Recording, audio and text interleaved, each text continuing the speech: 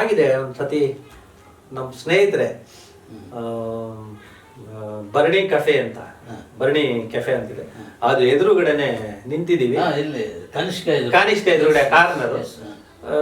ನಾನು ನಿಂತಿದ್ದೀನಿ, ಅವಾಗೇನು ಕೈಯಲ್ಲಿ ಕಾಸು ಇಲ್ಲ, ಪೇಪರು ಇಲ್ಲ, ಪ್ಯಾಡು ಇಲ್ಲ. ಈಗಲಾದ್ರೂ ಬ್ಯಾಗಲ್ಲಿ ಪ್ಯಾಡು ಪೆನ್ ಇರುತ್ತೆ, ಎಲ್ಲೋ ಒಂದ್ ಕಡೆ ಹೋದಾಗ ಇಮಿಡಿಯೇಟ್ ಸೀನ್ ಬರೆಯೋದು ಇರುತ್ತೆ, ಅನ್ನೋದರದ್ದು ಇರುತ್ತೆ.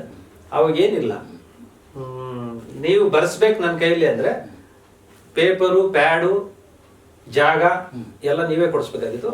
ಇಮಿಡಿಯೇಟ್ ಆಗಿ ನೀವೇನ್ ಬೇಕೋ ಅದು ಬರ್ಕೊಡ್ತೀವಿ, ಇನ್ಸ್ಟೆಂಟ್ ಅಂದ್ರೆ ರೆಡಿಮೇಡ್ ರೈಟರ್ ತರ. ಸರಿ ನಿಂತಿದ್ದೀವಿ, ಎಲ್ಲ ಕೆಲಸ ಕಾರ್ಯ ಸಣ್ಣ ಪುಟ್ಟದ್ದು ಅದು ಇದು ಏನೇ ಇದ್ರು ಎಲ್ಲ ಬಿಟ್ಬಿಟ್ಟು ಸಿನಿಮಾಗೆ ಬರಬೇಕು ಅಂತ ನಿಂತಿರೋದು. ನಮ್ಮ ಫ್ರೆಂಡು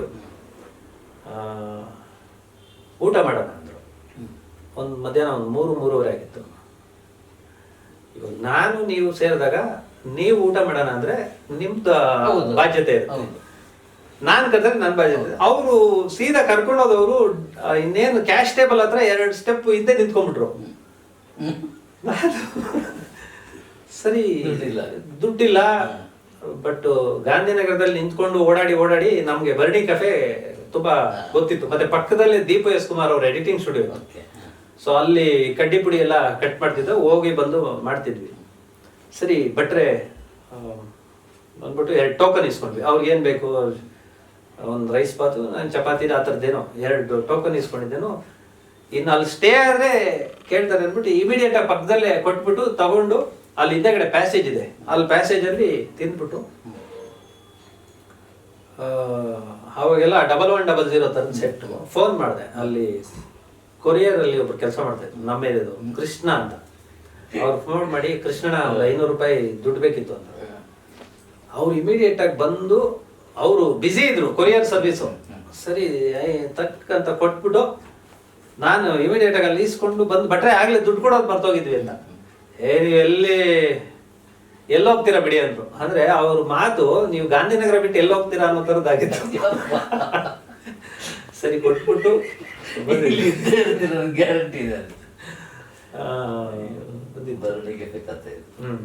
ಒಂದಷ್ಟು ಅವಾಗ ಗೊತ್ತಾಗ್ತಿರ್ಲಿಲ್ಲ. ಅಂದ್ರೆ ಪ್ರತಿಯೊಬ್ಬರ ಬದುಕಲ್ಲೂ ಆ ಬದುಕಕ್ಕೆ ಬರಕ್ ಮುಂಚೆ, ಅಂದ್ರೆ ಯಾವಾಗಲೂ ನಾವು ಮನೆಯಲ್ಲಿ ಎಲ್ಲಿವರೆಗೂ ಇರ್ತೀವಿ, ಓದೋವರೆಗೂ, ಅದನ್ನ ಬಾಲ್ಯ ಅನ್ಬೋದು, ಯೌವನ ಅನ್ಬೋದು, ನಾವು ಮನೆಯಲ್ಲಿ ಯಾವತ್ತರೆಗೂ ಇರ್ತೀವಿ. ಆವಾಗ ಟಿಫನ್ನು, ಊಟ, ಕಾಫಿ, ನೈಟ್ ಊಟ ಇದೊಂದು ಇರುತ್ತೆ. ಮತ್ತು ಮನೆಯಲ್ಲಿ 5 ಜನ ಇದ್ದೀವಿ ಅಂದರೆ ಅಮ್ಮ 5 ಜನಕ್ಕೆ ಅಡುಗೆ ಮಾಡ್ತಾರೆ, ಒಬ್ಬರಿಗೆ ಎಕ್ಸ್ಟ್ರಾ ಇರುತ್ತೆ. ಇಲ್ಲ ಒಬ್ಬ ಊರಿಗೆ ಹೋಗಿದ್ದಾನೆ ಅಂದರೆ 4 ಜನಕ್ಕೆ ಮಾಡ್ತಾರೆ, ಇದೊಂದು ಇರುತ್ತೆ. ನೀವು ಯಾವಾಗ ಒಂದು ನಿಮ್ಮ ಅನಿಸಿದ್ದು, ಎಸ್ಪೆಷಲಿ ನೀವು ಅನ್ಕೊಂಡಿರೋ ಹುದ್ದೆ, ಜಾಗ, ಇದಕ್ಕೆ ಹೋಗ್ತೀರಾ, ಅದೊಂದು ಟೈಮ್ ಟೇಬಲೇ ಮುರಿದೋಗುತ್ತೆ. ಟಿಫನ್ನು, ಊಟ, ಇದು ಯಾವುದು ಯಾವಾಗ ಹಸ್ಕೊಂಡಾಗ, ಯಾರೋ ಕೊಡಿಸ್ದಾಗ ಹಿಂಗಾಗೋಗುತ್ತೆ. ಅದೊಂದು ಟೈಮ್ ಟೇಬಲೇ ಹೊರಟೋಗುತ್ತೆ. ಊಟ, ನಿದ್ದೆದು ಅಷ್ಟೇ, ಹಂಗಂತೂ ಆಗುತ್ತೆ, ಬ್ರೇಕ್ ಆಗುತ್ತೆ. ನನ್ನ ಚದುರ್ಚಿತ್ರದ ಬಗ್ಗೆ ಒಂದಷ್ಟು ಮಾತಾಡಿದೆ. ಅದು ಬರೀ ಹಿಂದಿನ ದಿವಸ ನಾನು ಹತ್ರ ಮಾತಾಡ್ಕೊಂಡು ಬಂದಿರ್ತೀನಿ. ಯಾರೋ ವ್ಯಕ್ತಿ ಚದುರ್ಚಿತ್ರ ಸಬ್ಜೆಕ್ಟ್ ಯಾರ ಮೇಲೆನೋ ಅವ್ರು ಮಾತಾಡ್ಕೊಂಡು ಬಂದಿರ್ತೀನಿ. ಸೊ ಆ ದಿನ ರಾತ್ರಿ ನನಗೆ ನಿದ್ದೆ ಇರಲ್ಲ. ನೆಕ್ಸ್ಟ್ ಬರೀದು ಹೇಗೆ ಅಂತ, ಅದನ್ನು ಹೇಗೆ ಇದು ಮಾಡಬೇಕು ಅಂತೇಳಿ ಬೆಳಿಗ್ಗೆ 4 ಗಂಟೆಗೆ ಹೇಳ್ತೀನಿ. ನಿದ್ದೆ ಇಲ್ಲದೆ ಎದ್ದು 4 ಗಂಟೆಗೆ ಶುರು ಮಾಡ್ತೀನಿ ಬರೀಲಿಕ್ಕೆ. 7 ಗಂಟೆಗೆ 3 ಅವರ್ಸ್ನಲ್ಲಿ ಆರ್ಟಿಕಲ್, ನಾನು ಕಥಾರೂಪ, ಮತ್ತೆ ಅದೇ ಓದುಗ ನನ್ನ ಜೊತೆ ಬರಬೇಕು. ಕಥಾರೂಪದಲ್ಲಿ ಹೇಳಲಿಕ್ಕೆ ಶೈಲಿಯನ್ನು ತಗೊಂಡು ನಾನು ಬರಿತಾ ಇದ್ದೆ. 7 ಗಂಟೆ ಆಗಬೇಕಿದ್ರೆ ಲಾಸ್ಟ್ ಲೈನ್ ಬರಿತಿರಲಿಲ್ಲ, ಹತ್ತು ಬಿಡ್ತಿದ್ದೆ. ಅಂದರೆ ಒಂದು ಕ್ಯಾರೆಕ್ಟರ್ ಈ ಥರ ಆಗಿಬಿಟ್ಟಿದಲ್ಲ ಅಂತೇಳಿ. ಅದು ನಿಮಗೆ ಆಗಿಲ್ವಾ? ಅದು ನನಗೆ ಸಿನಿಮಾ ಒಂದು ಸೀನ್ಗಳಲ್ಲಾಗಿದೆ ಸರ್. ನಾನು ಇಮಿಡಿಯೇಟ್ ಆಗಿ ಆ ಸೀನ್ ಬರೆಯೋವಾಗ ನೀವು ಹೇಳ್ದಂಗೆ ತುಂಬ ಚೆನ್ನಾಗಿರೋ ಪಾತ್ರ, ಇನ್ನೊಂದೇನೋ ತಾನು ಮಾಡೋದ ತಪ್ಪಿಗೆ ಶಿಕ್ಷೆ ಅನುಭವಿಸೋದು, ಅದು ಸಿನಿಮಾದಲ್ಲಿ ಹೇಳ್ತಾರೆ, ಅದು ತುಂಬ ಎಮೋಷನಲ್ ಚೆನ್ನಾಗಿದೆ ಅಂತ. ನನಗೆ ಸಲ್ಗಾ ಸಿನಿಮಾದಲ್ಲಿ ವಿಜಿ ಒಂದು ಸೀನ್ ಚೆನ್ನಾಗಿ ಬರ್ತಿದ್ದ. ಅಂದರೆ ಒಬ್ಬ ರೌಡಿ ಪೆರೇಡ್ ಅಂತ ಮಾಡ್ತಾರಲ್ಲ ಪೊಲೀಸ್ ಆಫೀಸರ್ಸ್, ಅಲ್ಲೊಬ್ಬ ರೌಡಿಗೆ ಕೆನ್ನೆ ಕೊಡ್ಬಿಡ್ತಾರೆ ಎಲ್ಲ ರೌಡಿಗಳ ಎದುರುಗಡೆ. ಈ ರೌಡಿ ಪೆರೇಡ್ನ ಅವ್ರ ಮನೆಯಲ್ಲಿ ನೋಡ್ತಿರ್ತಾನೆ. ಅದಕ್ಕೊಂದು ಕುಟುಂಬ ಇರುತ್ತೆ, ಅವ್ನು ಏನೇ ರೌಡಿಸಮ್ ಮಾಡಿರ್ಬೋದು, ಆಮೇಲೆ ಬಿಟ್ಟಿರ್ತಾನೆ. ಯಾವಾಗಲೂ ರೌಡಿಸಮ್ ಅಂದರೆ ಅದೇನು ಗೌರ್ಮೆಂಟ್ ಕೆಲಸ ಅಲ್ವಲ್ಲ, 35 ವರ್ಷ ಅದನ್ನೇ ಮಾಡಬೇಕು ಅಂತ ಯಾವಾಗ ಅನಿಸುತ್ತೆ. ಈಗ ಕುಡ್ತಾ ಬಿಟ್ಟಂಗ ಅಷ್ಟೇ, ಒಂದ್ಸತಿ ಅನ್ಸತ್ತೆ ಬಿಟ್ಬಿಡ್ತಾರೆ. ಸೊ ಅದು ಆ ಸ್ಕೂಲ್ ಮಗು, ಅದು ಆ ಸ್ಕೂಲಲ್ಲಿ ಇತರ ಫ್ರೆಂಡ್ಸ್ ಎಲ್ಲ ಹೇಳ್ಬಿಡ್ತಾರೆ, ನಿಮ್ಮಪ್ಪ ರೌಡಿ ಅಂತೆ, ನೆನ್ನೆ ಟಿ ವಿಲಿ ಕನ್ನೆ ಕೊಡೋದಂತೆ. ಆ ಮಗು ಒಂದು ಪತ್ರ ಬರೆಯುತ್ತೆ, ನನಗೆ ಇದು ನಮ್ಮ ತಂದೆ ತಪ್ಪು ಅಂತ ನಾನು ಹೇಳ್ತಿಲ್ಲ, ಈ ಪೊಲೀಸ್ ಅಂಕಲ್ ತಪ್ಪು ಅಂತ ನಾನು ಹೇಳ್ತಿಲ್ಲ, ಬಟ್ ಇದು ಎಲ್ಲ ಪ್ರಶ್ನೆಗಳಿಗೂ ನನಗೆ ಉತ್ತರ ಬೇಕು ಅಂದ್ಬಿಟ್ಟು ನಾನು ನಿನ್ನೇ ಉತ್ತರ ಕೇಳ್ಕೊಂಡು ಬರ್ತಿದ್ದೀನಿ ಅಂದ್ಬಿಟ್ಟು ಆ ಹುಡುಗಿ ಸೂಸೈಡ್ ಮಾಡ್ಕೊಂಡು. ಅದು ಬರೆಯೋವಾಗ ಅದು ನಿಮಗೆ ಅನ್ನಿಸ್ದಂಗೆ ಅನ್ನಿಸ್ತು. ಆವಾಗ ಸ್ವಲ್ಪ ಅದು ತುಂಬ ಚೆನ್ನಾಗಿ ಬರ್ತಾ ಇದೆ ಅನ್ನೋ ಖುಷಿ ಹೊರಟೋಗುತ್ತೆ. ಇದು ನಾನು ಬರೀತಿದ್ದೀನಲ್ಲ, ಇದು ಇಂಥ ಒಂದು ಸೀನ್ಗೆ ನಾನು ಸಾಕ್ಷಿ ಆಗ್ತಿದ್ದೀನಲ್ಲ ಅನ್ನೋದು, ಅದು ಇನ್ನೇನು ಅಲ್ಲ, ಒಂದು ಪೊಲೀಸ್ ಸ್ಟೇಷನಲ್ಲೋ ಒಂದು ಕೋರ್ಟಲ್ಲೋ ಸಾಕ್ಷಿ ಬರ್ದಂಗೆ. ಅದು ಅಂದರೆ ಒಂದು ಭಾವುಕವಾದ ಸನ್ನಿವೇಶಕ್ಕೆ ಮಾತು ಬರೆಯೋದು ಅಷ್ಟು ದುಗುಡ ಕಾಡುತ್ತೆ. ಅದನ್ನ ಜನ ಎಂಜಾಯ್ ಮಾಡಲ್ಲ. ಅಲ್ಲೂ ಅದೇ ಒಂದು ಈಗ ಅದು ನಿಮ್ಮ ಚಂದ್ರದ ಚಿತ್ರಗಳು ಪುಸ್ತಕ ಓದೋವಾಗ ನೀವು ಸಖತ್ತಾಗಿ ಬರ್ದಿದ್ರಿ ಅಂತ ಹೊಗಳಕ್ಕೂ ಆಗಲ್ಲ, ಅವ್ರಿಗೆ ಈ ಪರಿಸ್ಥಿತಿ ಬಂದಿದೆ ಅಂತ ದೇವ್ರನ್ನ ಬೈಕೊಡಂಗೂ ಆಗಲ್ಲ. ಒಟ್ನಲ್ಲಿ ಅದು ಭಾರವಾದ ಮನಸ್ಸಿಂದ ಇದು ಇನ್ನೊಬ್ರಿಗೆ ಆಗದೆ ಇರಲಪ್ಪ ಅಂದ್ಬಿಟ್ಟು ಪುಸ್ತಕ. ನಾನು ಹಾಗೆ ಬರವಣಿಗೆ ಶೈಲಿಯಿಂದ ಖುಷಿಯಾಗಿ ಹತ್ತಿದ್ದಲ್ಲ. ಹೌದು, ಬದುಕು ಈಗ ಆಗೋಯ್ತಲ್ಲ. ನಾನು ಯಾವುದೋ ಹಂತದಲ್ಲಿ ಚಡ್ಡಿ ಹಾಕೊಂಡು ಅವರ ಸಿನಿಮಾ ನೋಡ್ತಾ ಇದ್ದು ಪರದೆ ಮೇಲೆ, ದೊಡ್ಡ ಪರದೆ ಮೇಲೆ, ಸಣ್ಣ ಹುಡುಗ ಇರುವಾಗ. ಅಂಥವರ ಲೈಫ್ ಈಗೇನ, ಒಂದು ಹೊತ್ತಿಗೆ ಊಟ ಇಲ್ವನ ಅಂತ ನಾನು ಯೋಚನೆ ಮಾಡಿ ಮಾಡಿ ಮಾಡಿ ಮಾಡಿ ಲಾಸ್ಟ್ ಒಂದು ಲೈನ್ ಅದು ಮಾತ್ರ ಕ್ಲಿಕ್ ಆಗುತ್ತೆ. ಹೀಗೆ ಸುಮ್ಮನೆ ಹೀಗೆ ಕೂತ್ಕೊಂಡ್ಬಿಡ್ತೀನಿ. ಯಾವತ್ತೂ ನಾನು ಹಾಗೆ ಕೂತ್ಕೊಂಡು ಅಳ್ತಾ ಕೂತ್ಕೊಳ್ತೇನೋ ಅದು ಆರ್ಟಿಕಲ್ ಸೂಪರ್ ಹಿಟ್ ಆಗಿಬಿಡ್ತದೆ, ನಿಜ, ಜನಕ್ಕೆ ರೀಚ್ ಆಗಿಬಿಡ್ತದೆ. ಅಂಥದ್ದು ರೆಗ್ಯುಲರ್ ಆಗ್ತಾ ಇತ್ತು. ಸೊ ಅಂಥ ಅನುಭವ ನಿಮಗೆ ಆಗಿರಬೇಕು, ಆಗದೇ ಇರ್ಲಿಕ್ಕೆ ಸಾಧ್ಯ ಇಲ್ಲ. ಅದು ತುಂಬ ಆಗಿದೆ. ತುಂಬ ಕೆಲವೊಂದು ಪಾತ್ರಗಳು ಅಷ್ಟು ಕಾಡುತ್ತೆ. ಕಾಟೇರ ಚಿತ್ರ ಬರೆಯುವಾಗ ಇವ್ರಿಗೆ ವಾಯ್ಸ್ ಇರಲ್ಲ, ಬಿರಾದರ್. ಆ ಸೀನ್ ಬರೆಯುವಾಗ ಪೆನ್ನು ಪೇಪರ್ ಸೈಡ್ಗೆ ಇಟ್ಬಿಟ್ಟು ತರುಣ್ ಸುಧೀರ್ ಅವ್ರಿಗೆ ಫೋನ್ ಮಾಡಿದ್ದೆ. ಅದೊಂದು ಮೂಡಲ್ಲಿ ಇದೆ, ಒಂದು ಸಂಜೆ ಮೂಡಲ್ಲಿ ಫೋನ್ ಮಾಡಿ, ತರುಣ್ ಸರ್ ಏನ್ ಬಿಸಿ ಇದ್ರು ಏನೋ ಗೊತ್ತಿಲ್ಲ, ಬಟ್ ಅವರು ಇರಿ ಮಾಸಿ ತಿರ್ಗಾ ನಾನು ಮಾಡ್ತೀನಿ ಅಂತ ತಿರ್ಗಾ ಮಾಡಿದ್ರು.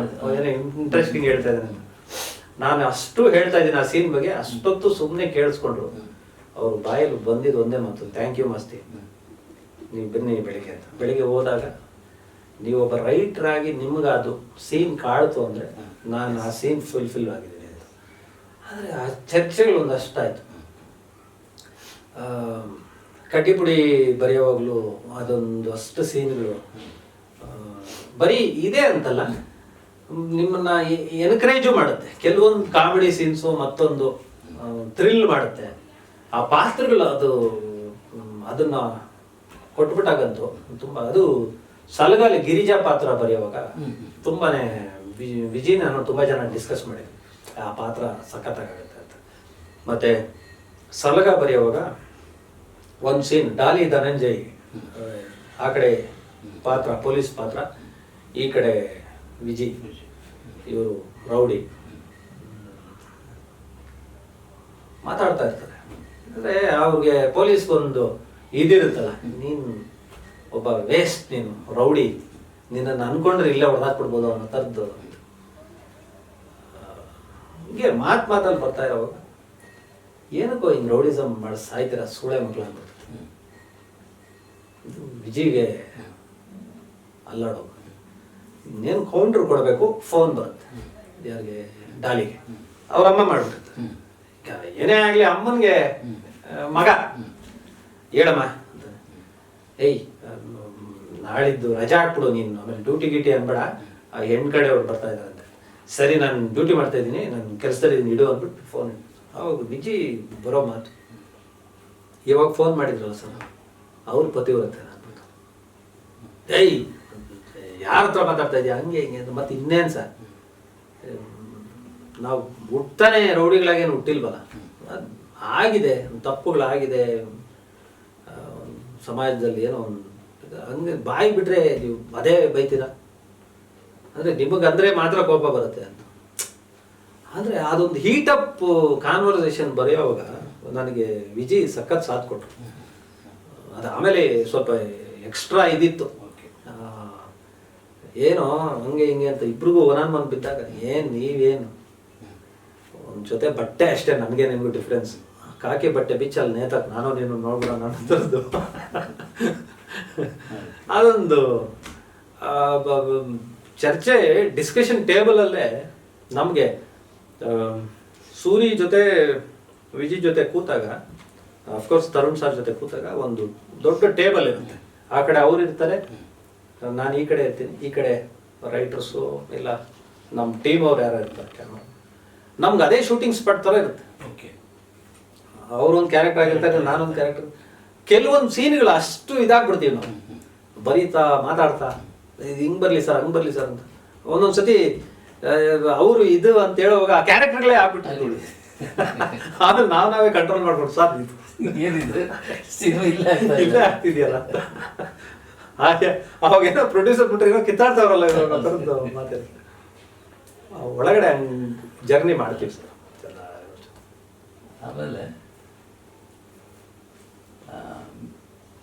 ಮಾಸ್ತಿ ಪಡ್ಕೊಳ್ಳೋ ಮಾಸ್ತಿಗೆ ಸಿಕ್ಕಿರುವಂಥ ಕನಿಷ್ಠ ಸಂಭಾವನೆ ಮತ್ತು ಗರಿಷ್ಠ ಸಂಭಾವನೆ ಈಗ ಈ ಕಾಲದಲ್ಲಿ ಸಂಬಳದ ಬಗ್ಗೆ ಮಾತಾಡ್ಬೋದು. ಈ ಪ್ರಶ್ನೆ ಕೆಮ್ಮಂಗೆ ಇಲ್ಲ, ಅದಕ್ಕೆ ಫಸ್ಟೇ ಕೆಮ್ಮಂಗೆ ನಾನು. ಸರ್ ನಾನು ಸಂಭಾವನೆ ಅಂತ ಬಂದಾಗ ನಾನು ಫಸ್ಟ್ ಕತೆ ಮೂಲತಃ ನಮಗೆ ಅವಾಗ ಟೆಕ್ಸ್ಟ್ ಬುಕ್ಸ್ ಬರೋದಲ್ಲ, 5ನೇ ಕ್ಲಾಸಿಂದ 6ನೇ ಕ್ಲಾಸ್ಗೆ ಹೋಗ್ತೀವಿ ಅಂದರೆ ಆವಾಗ ನಮಗೆಲ್ಲ ಸೊಸೈಟಿಲಿ ಕೊಡೋರು, ಬಡವ್ರ ಮಕ್ಕಳು ಅಂದ್ಬಿಟ್ಟು ಗೌರ್ಮೆಂಟ್ ಸ್ಕೂಲ್ ಮಕ್ಕಳು ಅಂತ. ಅದರಲ್ಲಿ 2 ಸಬ್ಜೆಕ್ಟ್ ಅದೇನಕ್ಕೋ ಕೊಡ್ತಿರ್ಲಿಲ್ಲ, ಮ್ಯಾಥ್ಸ್ ಬಂದಿಲ್ಲ ಇನ್ನೊಂದೇನೋ ಬಂದಿಲ್ಲ ಅಂತ. ಈ ಕನ್ನಡ ಪುಸ್ತಕ ಬಂದಾಗ ಫಸ್ಟ್ ಕತೆ ಓದ್ಬಿಡ್ತಿದ್ವಿ. ಅದು ಎಜುಕೇಶನ್ ಶುರು ಆಗಕ್ಕೆ ಮುಂಚೆನೆ ಫಸ್ಟ್ ನೀತಿ ಕತೆ ಅಂತ ಒಂದು ಬರೋದು, 3 ಪುಟದ ಒಂದು ಕತೆ, ಅದ್ರಲ್ಲಿ ಬೊಂಬೆಗಳು ಬೇರೆ ಇರೋದು. ಹಂಗೆ ಫಸ್ಟ್ ನಾನು ಕತೆ ಕೇಳ್ಬಿಡ್ತೀನಿ.